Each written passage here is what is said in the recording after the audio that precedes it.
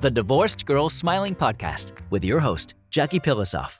No one should have to go through a divorce feeling alone and isolated. The Divorced Girl Smiling Podcast is a production of Divorced Girl Smiling, where every show is 30 minutes aimed to empower you, help you feel validated and understood, and connect you with some of the best divorce professionals in the industry. So grab a cup of coffee or a glass of wine and start smiling as you join us right now for the Divorced Girl Smiling Podcast. Heard everywhere podcasts can be found and always at divorcedgirlsmiling.com.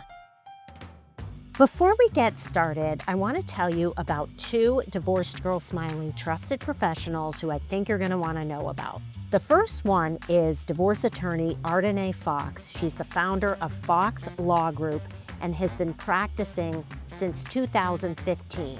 Ardenae practices divorce, juvenile, and adoption law. She formerly served as an assistant attorney general representing the Arizona Department of Child Safety in dependency, guardianship, termination of parental rights, and adoption matters. I really, really trust and really like Ardenae a lot. If you want to find her or call her for a consult, you can find her at foxlawgroupaz.com. The other professional I want to tell you about is divorce coach Janine Marie Powell. Janine is amazing.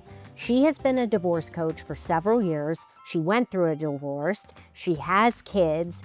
And Janine understands the struggles and the heartaches associated with divorce, both personally and professionally. With a large focus on betrayal and narcissistic abuse, Janine offers private coaching sessions as well as small group sessions. I'm telling you, I love her, I trust her. Definitely call her if you're looking for a divorce coach, which I hope you are. And you can find Janine on her website, which is sosdivorcecoach.com. And you can also find Janine in the Trusted Professional section of Divorced Girl Smiling. What do you think of when you hear the words supervised visitation? I know what I think of. I think, oh no, what's wrong? What did the parent do? Ooh, that's creepy. That's weird. I think supervised visitation has a horrible reputation and connotation.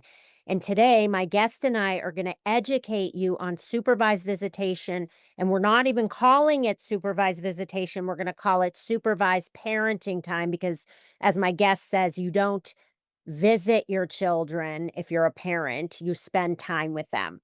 So, with that said, I want to introduce you to my guest. Her name is Trina Nudson, and Trina is the founder of her wonderful parenting program called BEH2O.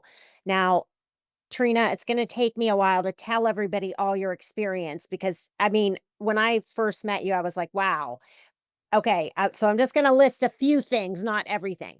So Trina has held jobs such as a foster care social worker, a juvenile corrections officer, a juvenile intake counselor and case manager, a truancy diversion officer. Trina's also a licensed social worker, a divorce attorney, a certified mediator, a parenting coordinator, a domestic case manager, a certified divorce coach, and a conflict management coach. Wow. Okay. Hi, Trina. Hi, Jackie. All right. So I wanted to give the listeners, all your credentials because you've created this amazing co-parenting program, the BEH2O program. And I mean, we know this program is amazing because of all your experience. So I wanted to start there. But the first question I have for you, and I want to tell my listeners, we will talk more about BEH2O. But Trina, tell me if you agree with me. Well, you were the one who said, let's not even call it supervised visitation. It's called supervised parenting time. Don't you agree that it has a bad connotation? Oh, when we refer to it supervised visitation, it makes the hair on the back of my neck stand up. Because parents spend time with their children. They don't visit their children. So you spoke of BEH2O, which is my co-parenting curriculum, but I opened the Lane Project in 2008.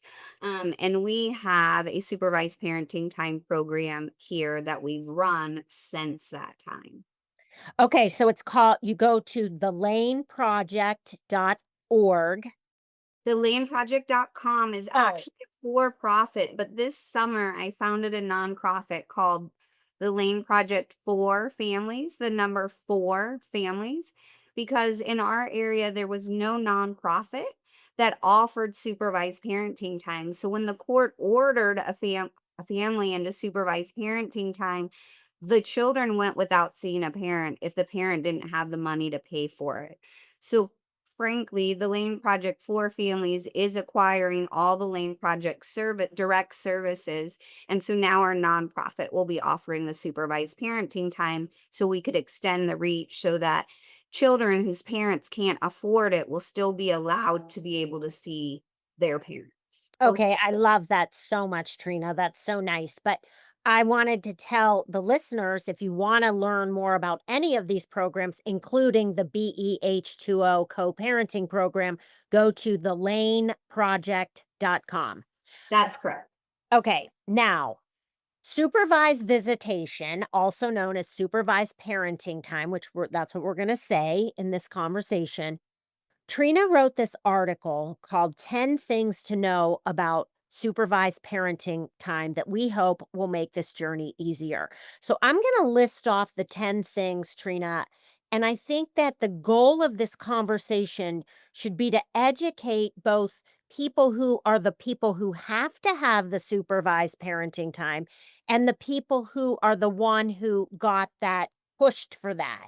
So there's a lot that people don't know, and I really hope that we enlighten people and hope you know that, everything is going to be okay. It's not the end of the world if you have to have supervised parenting time. All right. Number one, supervised parenting time is ordered out of precaution, not judgment. Tell me about that. Well, anytime that there is an allegation of abuse, whether physical or emotional, and a parent goes into the courts and in Kansas files a protection from abuse action or asks for emergency orders in a paternity or divorce case, the judge has a responsibility to err on the side of caution and to act in the best interest of the child. So the court has one voice before them, and this is a concerned parent. Whether that concern is legitimate or illegitimate, the court does not know at that time. So the court has to enter orders to protect the child until the court can get more information. And so oftentimes we have parents coming in automatically feeling judged, like we're looking at them under the microscope. But I can tell you with absolute certainty that at least 50% of the parents that are ordered into our program may not necessarily deserve to be here.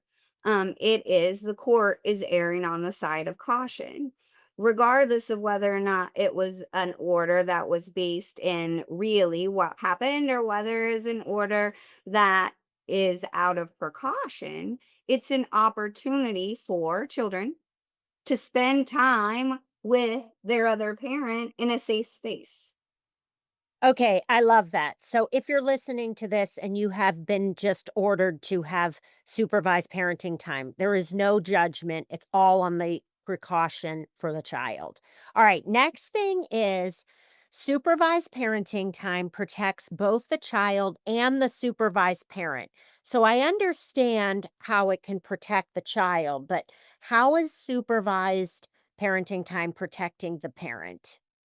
Because children live in a conditional space between two worlds. Children don't lie. Children tell different stories to whatever audience they have. So I'm going to say mom is receiving supervised parenting time and the child is living, for no better term, with dad. And so the child has their own narrative, assuming mom and dad don't like each other. So why would the child say anything positive about mom to dad? That child wants to connect with dad, and we connect by similarities, having things in common. So imagine if you're at work and you're at the water fountain and you have two colleagues that don't like each other. You're either going to say negative things to one of the colleagues about the other, or you're not going to say anything at all. Mm. So children go after supervised parenting time, let's say, they may go to dad in this scenario and say, "Oh my gosh, mom said blah, blah, blah, blah, blah." Well, really, mom didn't say that. That's what the child interpreted. So the supervisor is there to say, yes, that actually was said, to intervene if necessary. But now the parent receiving supervised parenting time is not getting these allegations against them because there is an individual, an independent individual that is observing that interaction. So that individual is protected as well. You're listening to the Divorced Girl Smiling podcast. My name is Jackie Pilosoff, and I'm your host. Today, I'm here with Trina Nudson, founder of the BEH2O co parenting program. And Trina and I are talking about 10 things you should know about supervised parenting time, also known as supervised visitation. And we're going to take a short break. And when we come back, we have 8 more things we want you to know. We'll be right back. One of the hardest life decisions is, should we get divorced or should we try to save our marriage? And so many couples go back and forth for months, even years, trying to make the right decision. Well, guess what? Did you know that there's a process that helps you make the decision? It's called discernment counseling, and it's dedicated to helping you and your spouse decide if you should stay married and work on things, get divorced, or take a break and figure it out later. If you're interested in this process, I have a great person for this. Her name is Dr. Ginny Wright. She's a highly experienced therapist and has dedicated a huge part of her practice to discernment counseling. Ginny is a great listener. She's got so much positive energy and she's delightful, and she's really, really smart. In 1 to 5 sessions, you can find out if you think you should get divorced or try to work it out. This is not marriage therapy. It is one of the best things you can do if you're not sure what to do. If you want to learn more and have a consult with Ginny, you can find her at lwadiscernment.com. I also want to recommend a wonderful mortgage lender. His name is Phil Legelia. I met him about 4 years ago, and I have to tell you, the minute I met him, I respected him and really, really adored Phil. He's one of the most personable people I know. He's perfect for the mortgage business because he's a great listener. He's been in the business for 30 years, and he's just so knowledgeable and really has a soft spot for people going through a divorce. He's also a divorced dad himself. If you want to learn more about Phil, you can find him at myoakleaf.com/connect-with-phil or in the trusted professional section of Divorced Girl Smiling. Welcome back to the Divorced Girl Smiling podcast. My name is Jackie Pilosoff, and I'm your host. Are you a person who has to have supervised visitation, or is your ex having supervised visitation?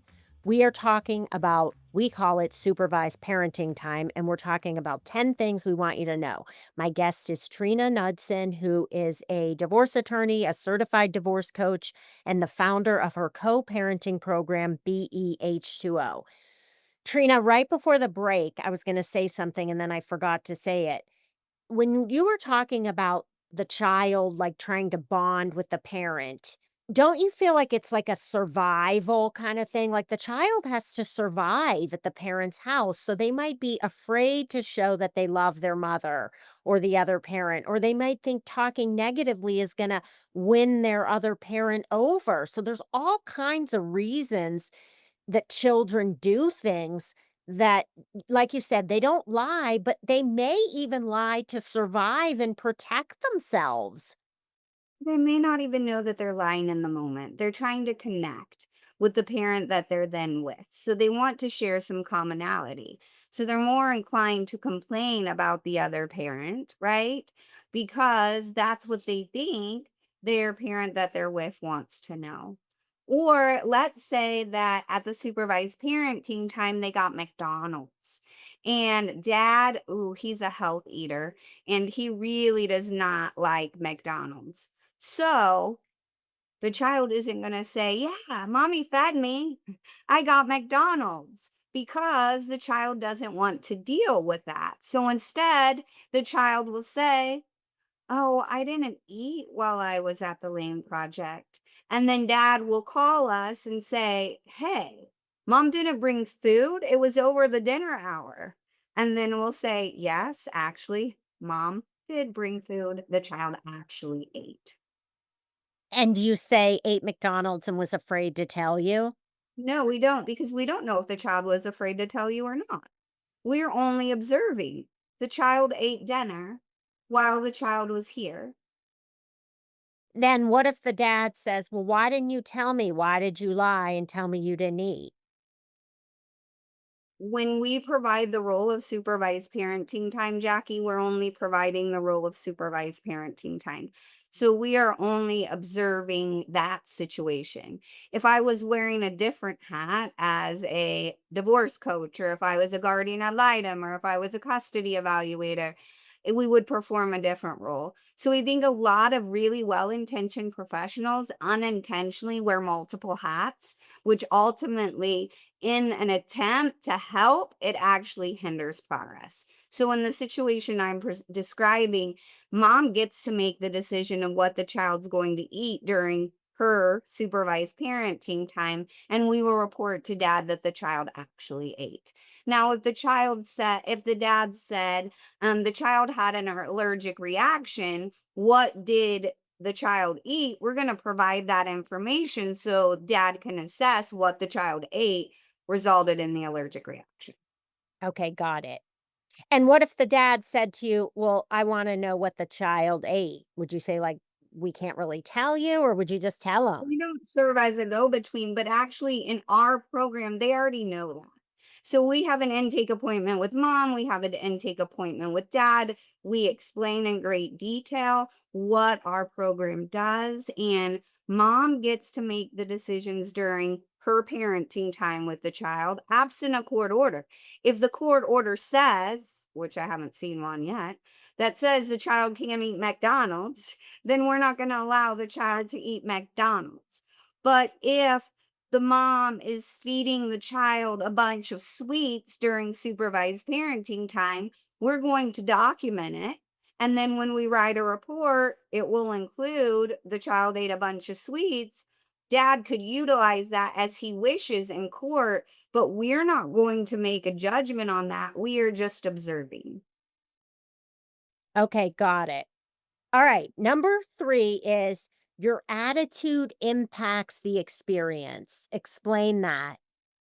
Oh my goodness, I see it so much. So when I'm coaching parents who are receiving supervised parenting time, we talk about putting on our armor. Like, what are the values you want to display in this interaction? Because if they walk into the supervised parenting time as, oh, I have to have supervised parenting time with my child, or supervised visits, or I have to pay to see my child, that completely changes your attitude when you come in. If you walk in with, I get to spend 2 uninterrupted hours with my kiddo, wow, it completely changes the trajectory. I tell parents this all the time, and I don't mean it in a demeaning or derogatory way. It's real. I have 4 kids of my own. My 18 and my 15-year-old right now, I would pay to spend supervised parenting time with them. Why? Because I think cumulatively in 1 week for my 18-year-old, I may see her 4 hours. 4 hours.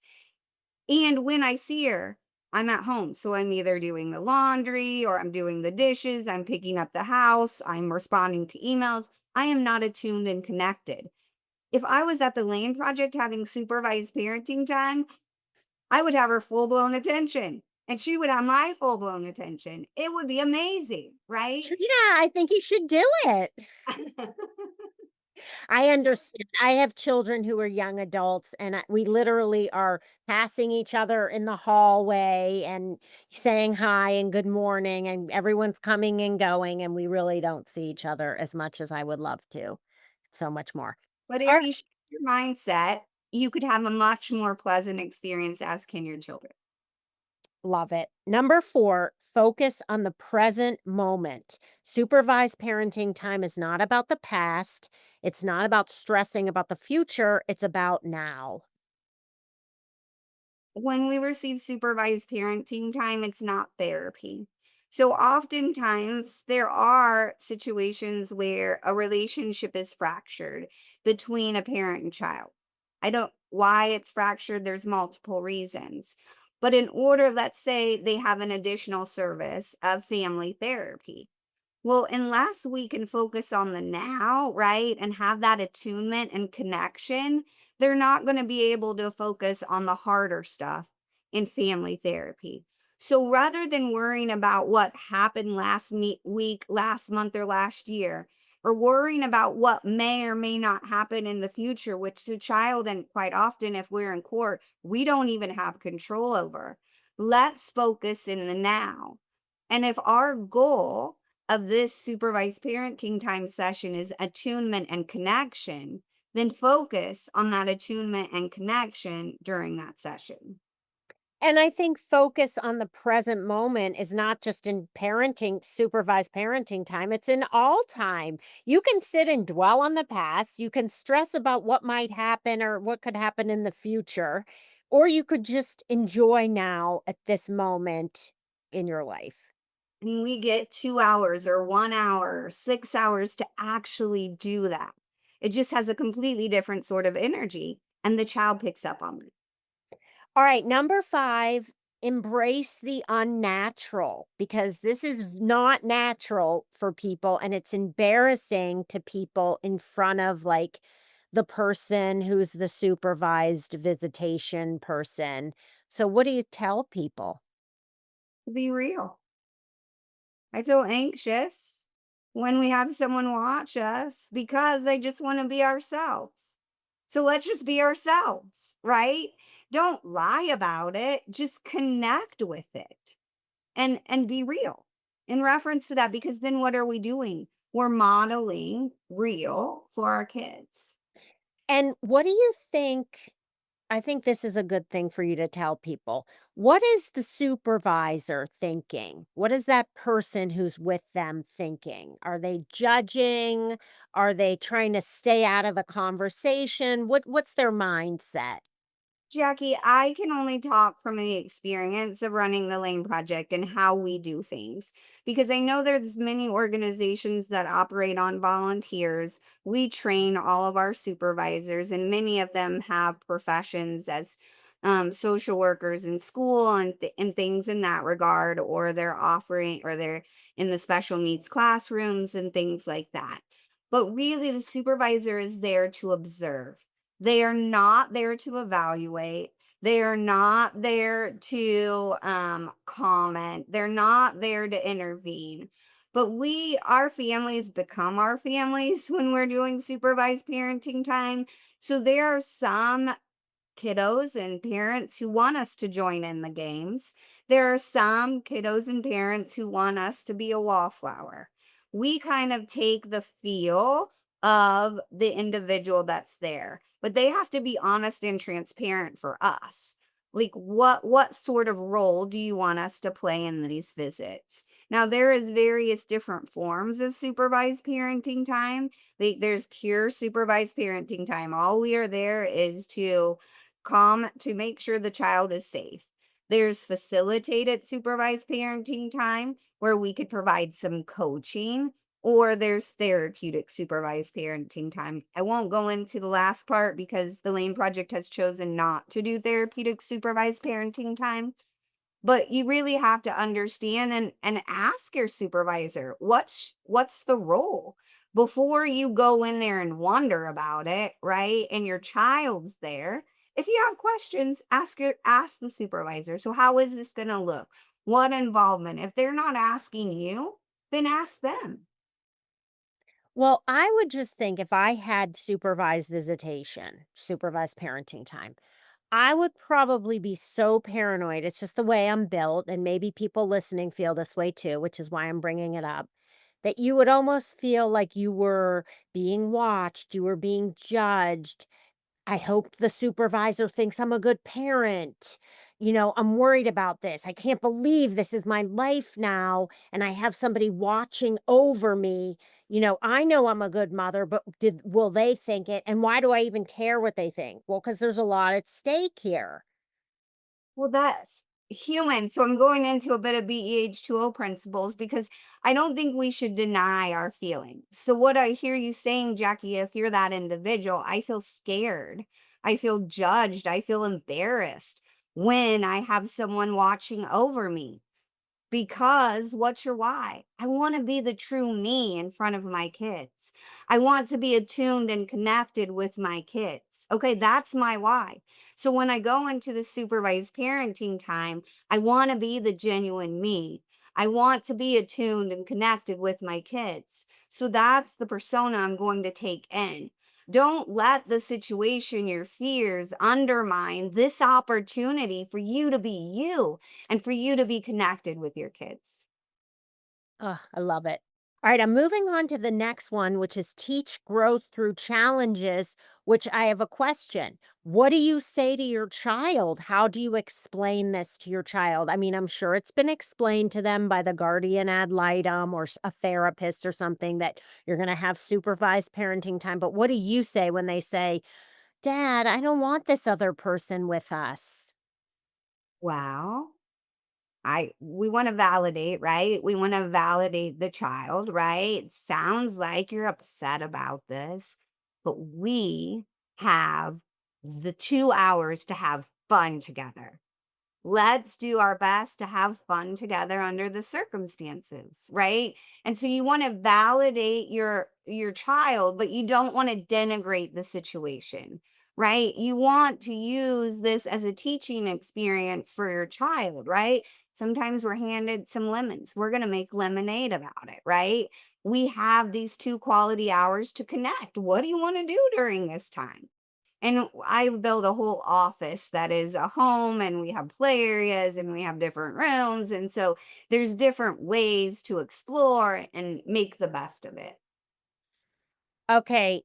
And what if the child is resistant to this and saying, like, I'm not doing this. I don't want to do it.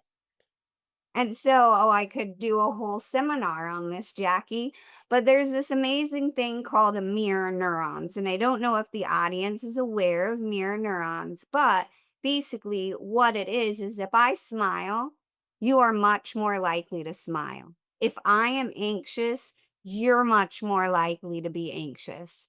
So we do exchanges at the Lane Project, and oftentimes when I'm training my supervisors to do the exchange, they might have a struggle with a kiddo who's refusing to get out of the car and saying, I don't want to leave. I don't want to do the exchange. And so in that, I have to put on my persona of calm. I have to not be anxious myself. And if I go to the car and the parent sitting in the car is visibly anxious, I have to ask that person to leave. Why? Because I want my calm mirror neurons to reflect on the child. And so then we meet the child where they're at. We don't deny their feelings, we validate their feelings, and then we help them lean in. So I always use the phrase you have to meet the child where they're at rather than where you want them to be. And we have to give children the voice, not the choice. So, for example, if a child doesn't want to go to the dentist, we're not going to send the child to the dentist on their birthday, but we're going to take the child to the dentist. And so we're going to try to situate that dentist appointment around a time that works for the child. So we don't want to schedule supervised parenting time where the child's going to miss out on a birthday party, or the child's going to miss out on a sporting event, or the child's gonna miss out on school. So Yes, there are situations where the child doesn't want to come, but we have to take into account why and meet the child where the child's at. Love it. All right, I'm going to move on to the next one, which is used supervised parenting time to build foundations, not perfection. Tell me about that. Oh my goodness. So the idea is people feel judged, right? And they don't want to upset their kids because they don't want to report back that the child is upset. So I've coached many a parents who are like, everything goes great during supervised parenting time. Why? Because the parent gives the child everything the child wants. And then what happens is they have unsupervised time and the child is dumbfounded by this isn't the same mom or dad that I had in supervised visits. So they start complaining, right? So let's be real. Let's do what you see is what you get. Let's not be Disneyland because you're setting this up for success. So if you need to lay boundaries for your child, let's lay them in supervised parenting time. And you know what? Kids get upset when they don't get what they want. That's okay. It's not unicorn and rainbows. And the supervisor knows that and the court should know that. So you want to be able to offer structure because if you don't and then you have unsupervised time, your hands are going to be absolutely full. All right, now I was just going to ask you about something. Um So, do people ever ask you, like, what should we talk about? Like, you know, are maybe they're paranoid, they don't wanna talk about the situation, they don't wanna talk about the divorce. Do you give them, like, ideas? Do you ever get asked that question? Like, I would be like, "Okay, what am I gonna talk about in front of this person?" Of course, you can say, "How's school? How's your friends? How's basketball?" Whatever your child is into, but is that Well, they shouldn't be talking about the divorce during supervised parenting time or the court proceedings or anything like that. They shouldn't be talking about the future because they don't know how long they're going to be in supervised parenting time. We don't have control over that. They don't have control over it. They can wishful think it away, but I can't tell you whether the court is going to keep it going for 6 days, 6 weeks, 6 months, 6 years. So we want to focus on the now. So no, we personally, the other programs may, but we don't coach them throughout unless they were receiving facilitative parenting time or unless they're receiving coaching through me. Or another one of our coaches at the Lane Project. So, but in our intake, we talk about you want to interact in the now with your kids. You could talk about past events, right? You could talk about different things that you enjoyed, but really, the focus is to connect and enjoy your time now. In our rules, they're not supposed to ask about the other parent. They're not supposed to be seeking information about what's going on in that home. And quite frankly, if they are, then we're going to redirect the conversation because the conversation is not about investigating what's going on in the other household. The conversation is about spending our time together in the here and I just love it. I love all of your advice, Trina. Tell our listeners, while we have a little bit of time left, a little bit about the BEH2O co-parenting program. BE stands for beryllium and H2O stands for water. BE, beryllium, is a strong but flexible metal. So we want you to be clear as to your values, but not undermine your values. And we want you to be adaptable. So that's the Be Water strategy. It's a 16-week curriculum where we work with co parents to shift their paradigm. Because I could tell you all these behaviors until I'm blue in the face. But when you're in fight, flight, freeze, or fawn, you are absolutely incapable of performing those behaviors. So we help shift your paradigm so you're able to lean in. It's really not based on co parenting literature, though. It's based on entrepreneurial literature because what we're doing is we're learning to run a business with our bottom line being happy and healthy children. So, how are we going to structure our systems that take into account that we don't like each other? Right? That we're triggered by one another, but to create a system that doesn't result in us undermining our own values or creating our own biggest fears. All right. Now, who is BEH2O for? Is it court ordered? Is it where people can just sign up for it if they want? And then I know you have certain divorce professionals who are licensed, they get a certification to be a BEH2O teacher, pretty much. Yes, so I BEH2O was started here in Kansas, and I realized it was a gift that I couldn't just keep here. Arizona State University is researching it. Kansas State University is certifying it. And in October of 2024, I rolled out my certification program, and I have four certified coaches now. I have another cohort that starts in April. The idea is to touch all 50 states with at least one certified coach in the next 2.5 years. In Kansas, the majority of ours, about 75% are court ordered. We would like it to be less that are court ordered and people to come voluntarily.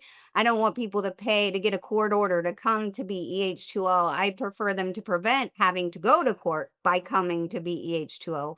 So there's court ordered and there's voluntary. There's no difference. Ideally, Pure BEH2O have both parents participate. I know that's very intimidating, but the reality is it's very structured and it's not therapy. And you can find out more about that. We do have other versions of BEH2O that is more individualized with just the co-parents together or just an individual. But you would do an intake with, and myself or one of my BEH2O certified coaches. All of mine are in person, but my certified coaches do them virtually. So you could reach out to www.beh2ocoparenting.com. That's also on the Lane Project webpage, but there will be links to our certified coaches on that page. Just love it, Trina. Thank you so much for being on the podcast. Well, thank you so much for having me, Jackie. And hopefully, these paradigm shifts have helped your audience approach supervised parenting time just a little bit differently. And if you want to find BEH2O, you can also find the parenting program in the trusted professional section of Divorced Girl Smiling at divorcedgirlsmiling.com. And you can also go there to find so many other wonderful, trusted, vetted divorce professionals, to listen to more podcasts, to read articles, or to sign up for my free consult. Thank you so much for listening, everyone, and we'll talk to you real soon.